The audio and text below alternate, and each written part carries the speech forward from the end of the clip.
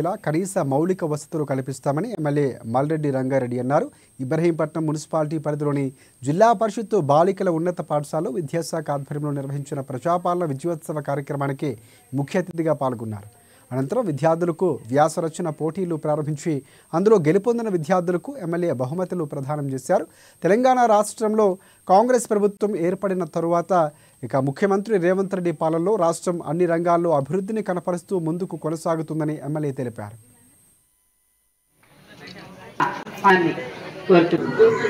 ఈ సంవత్సర కాలంలో ప్రజాపాలనలో చేసినటువంటి కార్యక్రమాలను ప్రజల్లోకి తీసుకెళ్లి వాళ్ళను ఉత్సాహపరచడం కోసం వాళ్ళలో చెప్పడానికి ఈ విజయోత్సవాల పేరుతోని ఈ 9 రోజుల కార్యక్రమాన్ని పెట్టుకున్నాం. అందులో భాగంగా ఈరోజు పాఠశాల విద్యార్థులు విద్యార్థినులతో ఒక కార్యక్రమాన్ని మొదలుపెట్టి కార్యక్రమాన్ని ఈరోజు ఇక్కడ స్టార్ట్ చేస్తాం ఇబ్రాహీంపట్నంలో.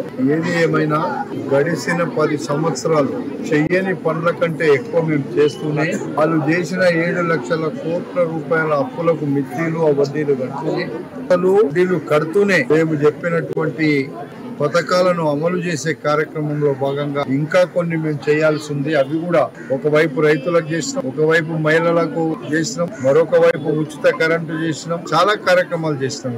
ఇంకా చేయాల్సింది మేము ఒక సంవత్సరంలో చేసినటువంటి పడడం లేదు. మేము కూడా ప్రజలకు ఇంకా మేము ఇవ్వాల్సింది ప్రజా సంక్షేమ